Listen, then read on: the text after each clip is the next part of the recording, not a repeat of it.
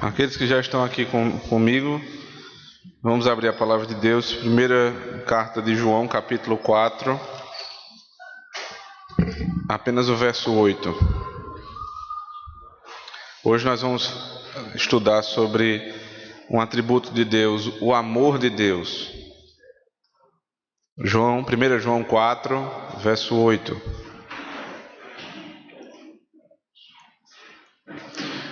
Aquele que não ama não conhece a Deus, pois Deus é amor. Vamos orar ao Senhor. Deus bendito, nós damos graças ao Senhor pelo teu amor que nos constrange, Senhor Deus, a todo tempo, a adorarmos a ti e te servir. Nos ajuda agora, Senhor Deus, a compreendermos com mais profundidade esse teu atributo, a fim de que, conhecendo melhor, possamos viver melhor para a tua glória. Em Cristo Jesus nós oramos. Amém. Existem três coisas que são ditas a respeito da natureza de Deus que precisam ser muito bem esclarecidas. Por exemplo, se você abrir comigo João 4, 24, não 1 João, mas João o Evangelho, João 4, 24, é dito sobre Deus: Deus é Espírito, e importa que os seus adoradores o adorem em Espírito e em verdade. Deus não é um Espírito. Observe, não existe esse tipo de nomenclatura a respeito de Deus. Deus não é, com artigo indefinido, um Espírito. Deus é Espírito. Porque se nós dissermos que Deus é um Espírito, então Deus é apenas mais um Espírito. É igual. Nós também temos espírito. Os anjos também têm espírito. Satanás tem espírito. Mas Deus não é um espírito. Deus é espírito. E essa espiritualidade de Deus é o completo dele. Não é o espírito mais algo. É o espírito somente. Os irmãos lembram da doutrina da simplicidade de Deus? Alguém se lembra? Lembra, Jéssica? Pois nos lembre o que é a simplicidade de Deus.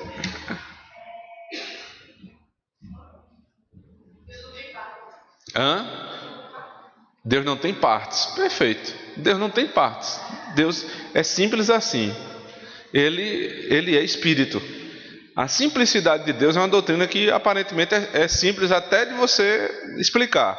Deus não tem partes, mas é muito mal compreendida. Porque quando é descrito na Bíblia que a mão de Deus, o braço de Deus, Deus inclinou seu ouvido, lembre-se que isso são formas de Deus descrever a ação dele, mas não são literais. Deus não tem braço, Deus não tem perna, Deus não tem mão, Deus não tem nada, Deus não tem coração nesse sentido que a gente usa. Mas Deus, ele é espírito. Então isso precisa ficar muito claro. Deus não é um espírito, ele é espírito. A segunda característica da natureza de Deus que precisa ser tratada é que Deus é luz. 1 João capítulo 1, verso 5. Volta comigo lá para 1 João, por favor.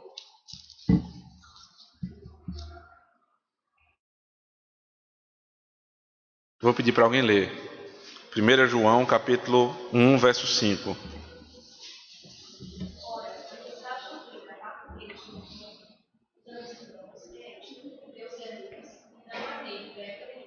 Veja, Deus não é uma luz, Deus é luz. Na essência dele, ele é luz. Qual é o contrário de luz? Trevas. Então tudo que não está em Deus está nas trevas. Os que não estão em Deus estão em trevas. Então preciso entender que Deus é espírito, Deus é luz e Deus é amor. Foi o primeiro texto que a gente leu. Isso está na essência de Deus. Só que lembre-se, Deus não é em parte espírito, em parte luz e a outra parte é amor. A simplicidade de Deus que Jéssica falou, de Deus não ter partes, é que Deus é em essência completamente amor, completamente luz e completamente espírito. Não tem uma parte de Deus ligada ao espírito, uma parte ligada ao amor e uma parte ligada à luz. Deus é todo, cada uma dessas coisas. Nós não somos completamente ou essencialmente amor. Nós temos algumas atitudes amorosas, o que é muito diferente. Esse é um atributo comunicável ou incomunicável? Comunicável. Para algumas pessoas é cada vez mais incomunicável, né? Mas é ainda comunicável ao homem. Mas não é tal qual Deus. Deus é, em essência, amor. Nós não somos essencialmente amor. Por não sermos essencialmente amor, nós temos dificuldade de entender o amor de Deus, né? E Deus passa a ser retratado no mundo de hoje como aquele... É muito mais Papai Noel do que o Deus dos exércitos, né? Você vê, Deus parece aquele senhor de cabelo branco, barba branca, né? Sentado num trono, né? E ali os filhos dele, e ele dando tudo aos filhos. Parece que Deus, o amor de Deus é isso aí. Então toda vez que alguém que não conhece Deus vai retratar o amor de Deus, ele fala alguma coisa nesse sentido, né? Por isso que é praticamente proibido falar hoje sobre pecado, sobre inferno, sobre condenação. Por quê? Porque Deus é amor. Só que essa é uma definição completamente equivocada do ser de Deus. O amor de Deus não retira a justiça de Deus e a ira de Deus, que vai ser o último atributo que nós vamos tratar no livro de Pink. O amor de Deus, ele está, né, no ser de Deus, tal qual a ira de Deus e a justiça de Deus. Isso precisa ficar muito claro. Veja o que Pink diz. Muitos hoje falam do amor de Deus, mas são completamente alheios ao Deus de amor. Comumente se considera o amor divino como uma espécie de fraqueza amável, uma certa indulgência boazinha. Fica reduzido a um sentimento enfermiço, modelado nas emoções humanas. Se na época dele era assim, imagine hoje, né? Hoje as pessoas falam que tudo é amor de Deus, né? Deus não vai lançar ninguém no inferno porque Deus é amor. Deus não vai me castigar porque Deus é amor.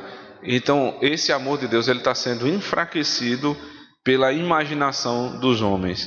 Então ele vai provar que o amor de Deus é de outra natureza, não é como o nosso amor. Em primeiro lugar, porque o amor de Deus é imune a influências alheias. Abra comigo Deuteronômio 7, versos 7 e 8.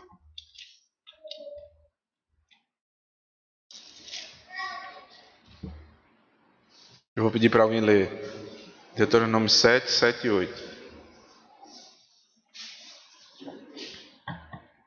Não vos teve o Senhor isso, nem vos escolheu, porque fossem mais numerosos do que qualquer povo, podereis em mão todos vós. Mas porque o Senhor os amava, para guardar o juramento que fez a vossos pais, o Senhor os tirou como poderoso, os resgatou da casa da servidão, e por ele Faraó, rei do Egito. Por que Deus amou Israel?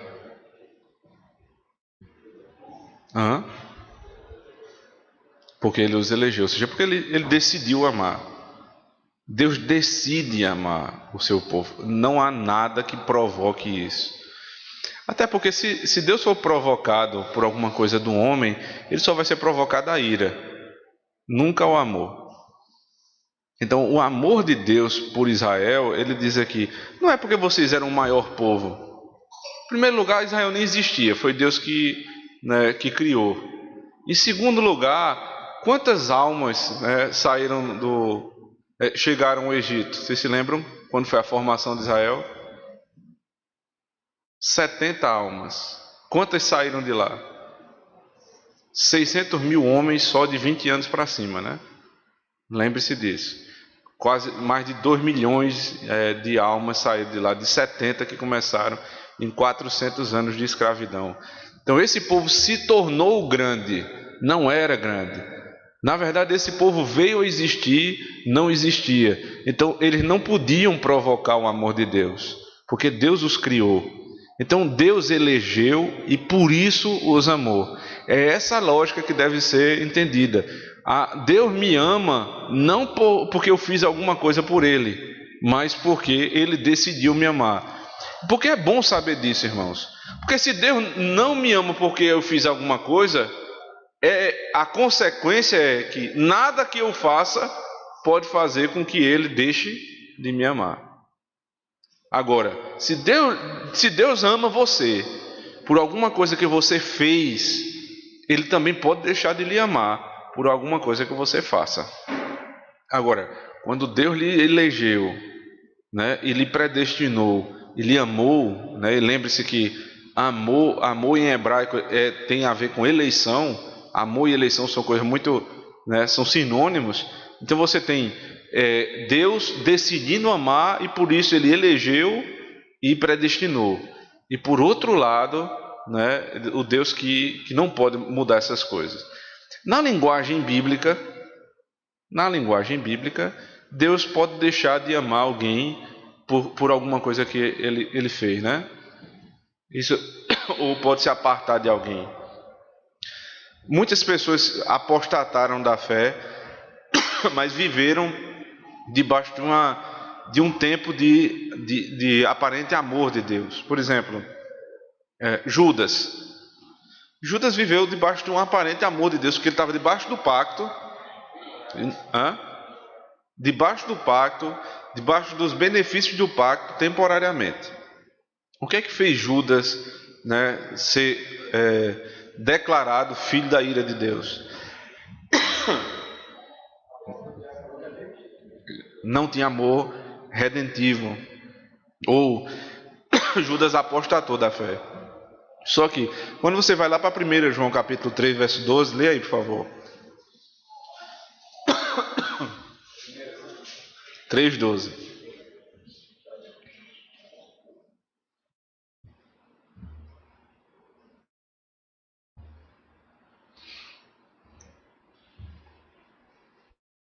Não como Caim, que era perverso e assassinou seu irmão. Por que matou ele? Porque as suas obras eram mais, e a do seu irmão é um. Tal como Caim, né? Judas é como Caim, né? Vai ter outro texto que não estou lembrado agora, que fala do filho da ira. Caim, por que Caim não poderia não poderia permanecer no amor de Deus? Porque ele era filho da ira. Então, tal qual o que vive no amor de Deus, ele vive porque Deus decidiu amar na eleição. Aquele que não ama a Deus, ele é preciso entender que ele, antes de não amar a Deus, Deus não o amou, porque Deus o tratou como filho da ira. São os vasos que foram separados para a ira de Deus. Oi, Mariana.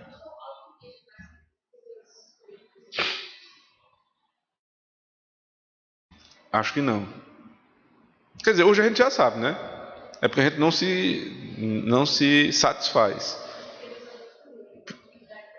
A pergunta é, se algum tempo a gente vai saber porque Deus elegeu, é isso? Eu entendo que não. Porque o que eu precisava saber ele já revelou, segundo o beneplácito da sua vontade. Ou seja, porque ele quis. Ele explicou já.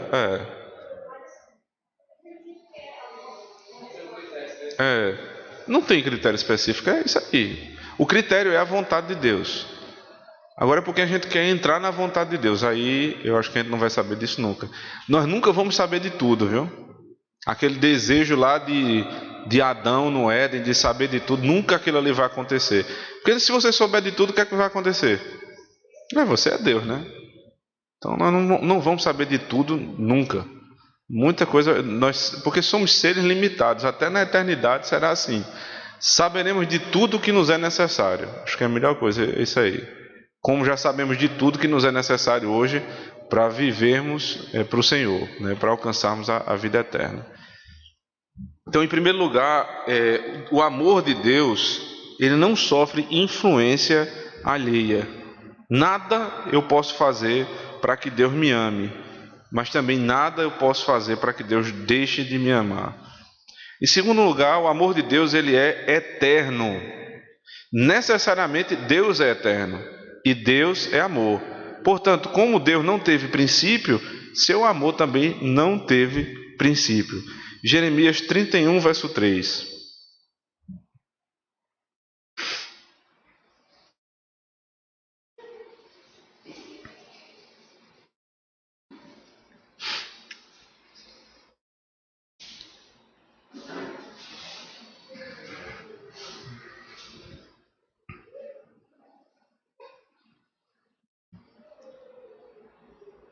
De longe, se me deixou ver o Senhor, dizendo: o amor eterno te amei.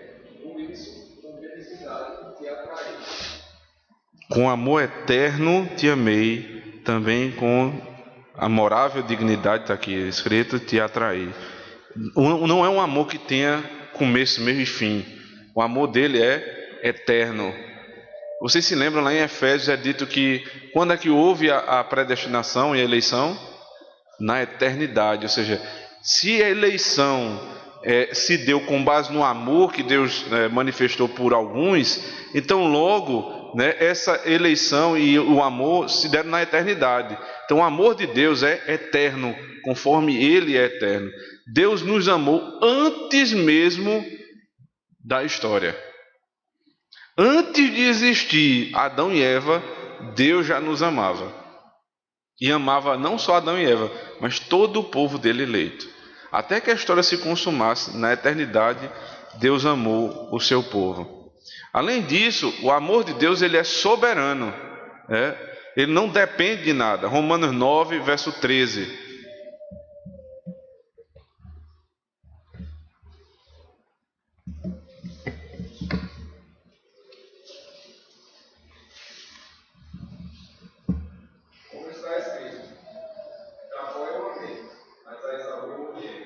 Perfeito, é soberano, não deve explicações, né? Mais uma vez, quem estava comentando com Mariana, Deus não deve explicações a respeito de nada que Ele faz, muito menos do seu amor. O amor de Deus é como, você vê que todas as características do amor de Deus são de acordo com a essência dele, a natureza dele. Ele é eterno, é soberano, né? Ele é independente, né? É um amor eletivo. Tudo isso tem a ver com o ser de Deus, porque ele não pode negar a natureza dele, né, para desenvolver um atributo. O atributo não é a parte da natureza, mas o atributo é a natureza em ação. O atributo de Deus é quem ele é em ação. Então ele tá sendo eterno, soberano, né, independente, porque Deus é assim. Então ele vai dizer depois disso, a mesma verdade preciosa é colocada em Efésios, capítulo 1, verso 4 a 5, eu acabei de citar o texto, que de louvores isso deveria evocar de cada um de seus filhos. Que tranquilidade para o coração saber que, uma vez que o amor de Deus por mim não teve começo, certamente não terá fim. E que esse amor não depende de nenhum de nós, porque é soberano. O quarto elemento a respeito do amor de Deus é que é infinito. Efésios 2, verso 4.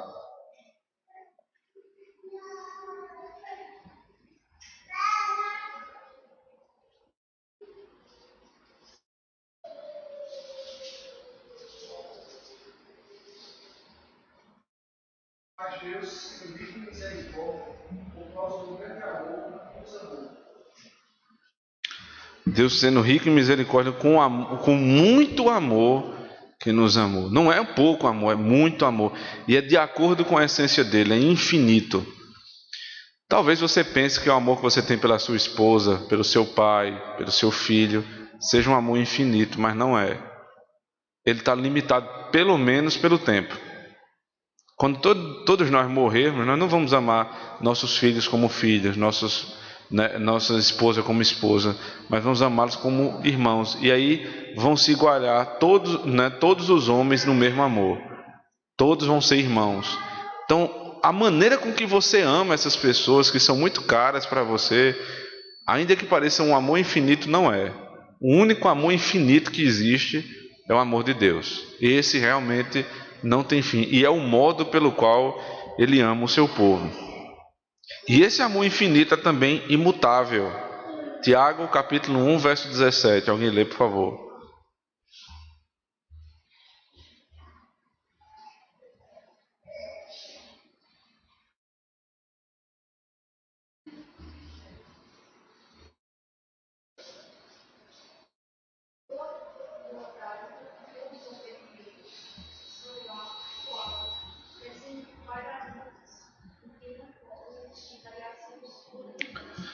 Em Deus não pode existir variação nem sombra de mudança. Ou seja, se Ele é amor, né, se Ele ama você, isso não pode mudar.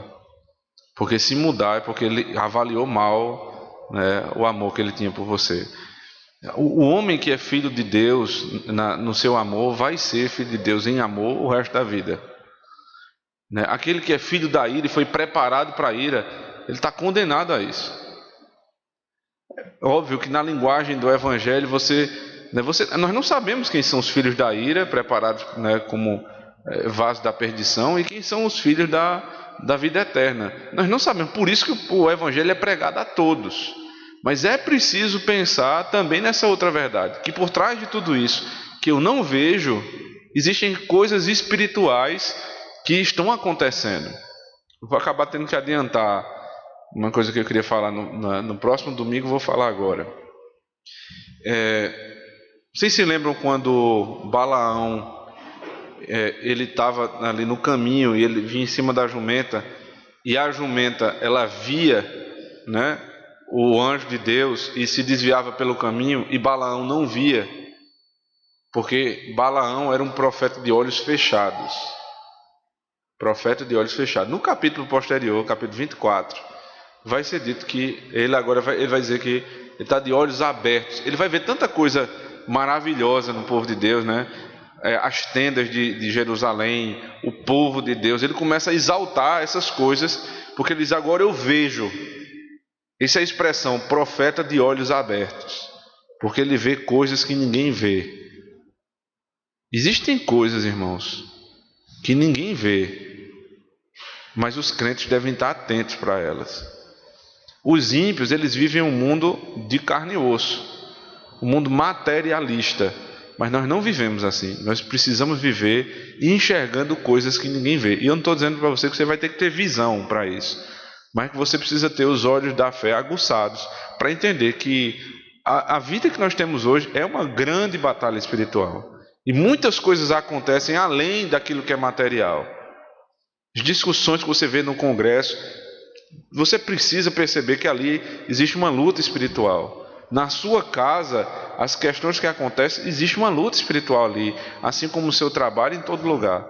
Você precisa ser como um profeta de olhos abertos e não como Balaão, né, que teve que a jumenta exortá-lo, a ponto de perceber que o que você não vê são coisas que acontecem.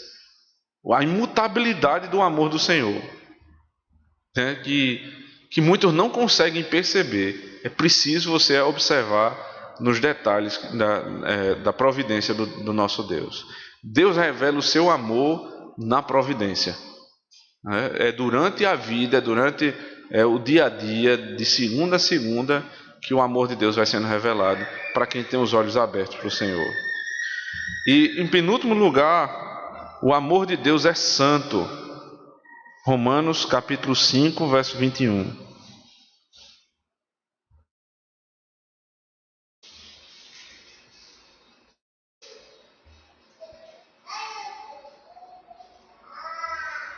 Romanos 5, 21. Quem achar pode ler. Assim como o pecado reinou sobre a morte, mais poderosa é a graça, reinou através da justiça, sobre a vida eterna, por Jesus Cristo, nosso Senhor. Assim como a morte reinou como a morte reina, na sua graça reina, não às suas expensas, mas pela justiça, a tradução que tem aqui.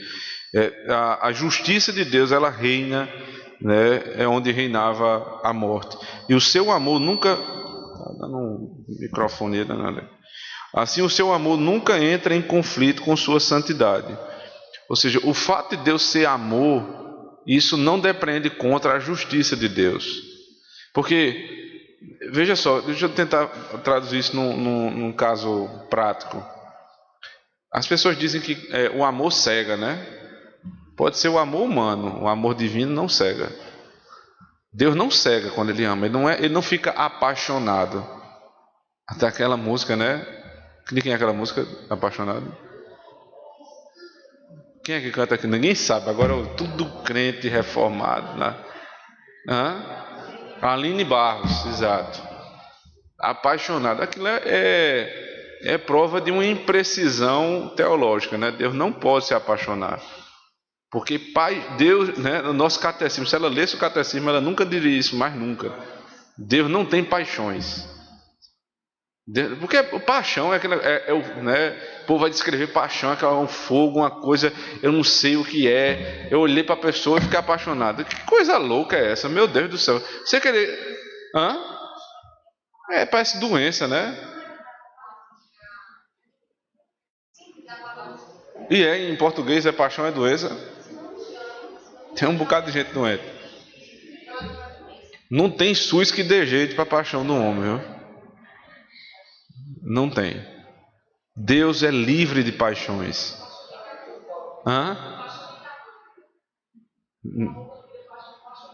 Paixonite é agudo. O povo fica louco com paixão, né? Não vê, né? Todo mundo vê que aquele negócio não está dando certo, que o sujeito não é coisa do outro mundo. Não, mas é porque ele está apaixonado. Não, e outra coisa, você perde a razão, inclusive, né? Todos os sinais são que o negócio não vai dar certo, mas a pessoa, porque ela está apaixonada e ele acha que é uma grande desculpa. Não, fulano, eu não aguento não, eu estou apaixonado, então eu vou fazer isso mesmo. Aí mete a cara, né, e quer comparar esse tipo de loucura com o amor que Deus tem pelo seu povo. Deus não tem paixões. O amor de Deus é santo, né, é pensado.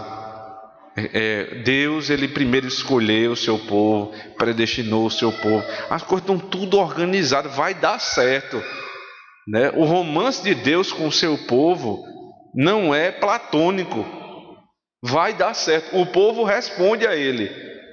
Não é, do nosso lado não é perfeito, mas também não é platônico, porque nós amamos a Deus. Quando o povo de Deus peca, lembre-se, por exemplo, Pedro, ele negou Cristo 3 vezes. Cristo depois foi lá falar com Pedro, disse o quê? Pedro, tu me amas? Pedro negou alguma vez? Depois não. Quando ele negou, foi a fraqueza dele, né? Mas ele mostrou: Senhor, tu sabes. Ele colocou tudo na conta de Deus. Senhor, sonda o meu coração e veja se eu não lhe amo. Eu peco, é verdade, mas eu te amo. O pecado mais escabroso, né, que possa acontecer, que é a negação de Cristo diante dos homens, o Senhor permanece fiel, porque Ele não pode negar a si mesmo. Porque a negação que foi dita ali não é a negação de apostasia. É porque em certas ocasiões, irmão, de muita pressão, por exemplo, você acha que todos os cristãos que na hora da morte ali, porque estavam sendo perseguidos, iam ser... Baixa um pouquinho aqui o microfone, Felipe, por favor. Os cristãos que estavam... Foi demais, amado. Só um pouquinho. Aí, nem escutei, mas tá bom. Os cristãos que estavam ali nos primeiros séculos, onde havia muita perseguição de verdade, você acha que eles que negaram, eles foram todos para o inferno? Eu tenho certeza que não, irmãos. Muita pressão. Eles nem queriam negar. Não, mas alguns negaram, né? Mas eles negaram forçado, né? Não. Exato. Não, eles não negaram porque eles estavam diante da morte. A morte era muito forte. Então, assim como Pedro negou, aqueles irmãos também negaram. Então, pensar que todos eles foram para o inferno. Imagine se tivesse isso hoje. Não ia ninguém para o céu, não. Duvido. Até falta de misericórdia. A gente não nega coisas menores, né? Eu vou dar o exemplo agora que eu devia ter dado no sermão e vim me lembrar agora, depois de uma conversa com o presbítero André. Semana passada, no sábado, eu saí de um aniversário, né, já tarde, porque a gente saiu da aula aqui, aí eu fui para esse aniversário e saí de lá para ir para casa. E passamos ali na lateral do Parque do Povo. A casa que a gente estava era na rua João Moura. Não era dentro do Parque do Povo, viu? Era fora do Parque do Povo. Não me entendam mal. E quando a gente estava passando, a fila de carro muito grande, 15 para meia-noite, caiu aquela garoa, né, 17 graus, e a fila dava a volta no quarteirão, ia quase no Açude Velho. Todo mundo animado, pulando, dançando, pegando uma fila, para depois pegar outra fila lá dentro. Não é um empurra absurdo, para gastar dinheiro, para no outro dia estar liso e devendo, né? E todo mundo feliz e contente. fazendo um esforço daquele para nada, para voltar no outro dia vazio. Então, nós não fazemos nada para Deus. Eu disse, é capaz, em um dia de chuva, quando está o lamaçal ali, a gente não querer tirar o carro de casa para não sujar, ou não querer pegar a chuva dali do estacionamento para cá. Esse é o tamanho do sacrifício que a gente faz por Deus, o Deus que nos ama, o Deus que não mediu esforços para nos amar. Então, irmãos, nós devemos também cultivar um amor santo por Deus, sacrificial por Deus, por esse Deus que nós estamos vendo aqui. E por fim, o amor de Deus é pleno de graça. O amor e o favor de Deus são inseparáveis. Esta verdade é exposta claramente em Romanos 8, 32 a 39. Eu vou pedir para alguém ler.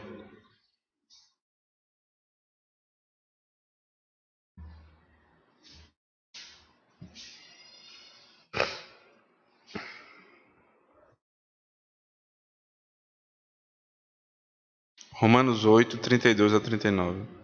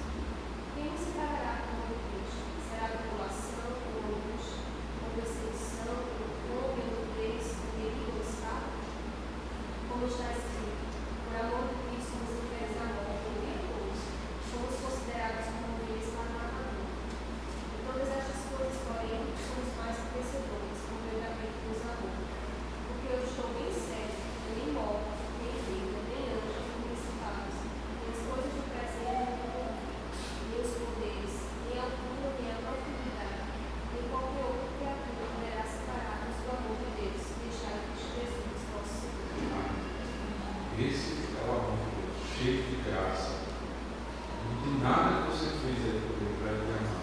Ele diz, eu não vou me separar do povo que amo. Eu só trazer uma aplicação final é que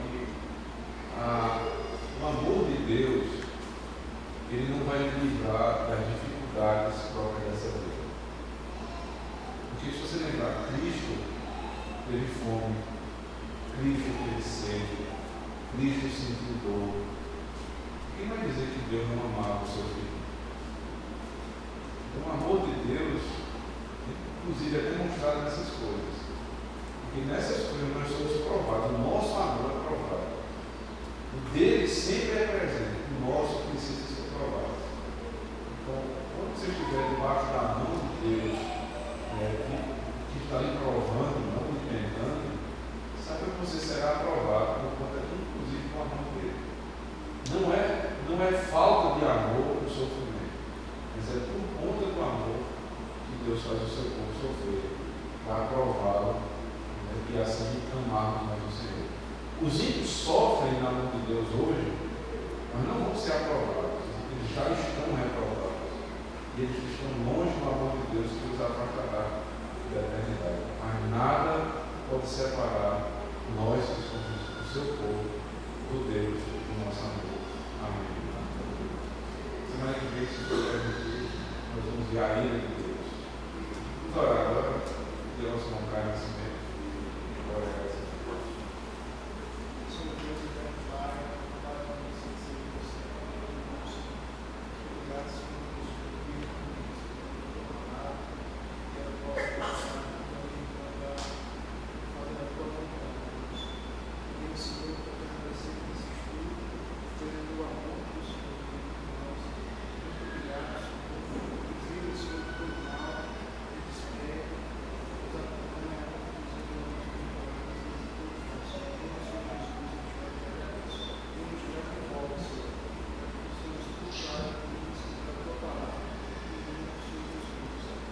Amém.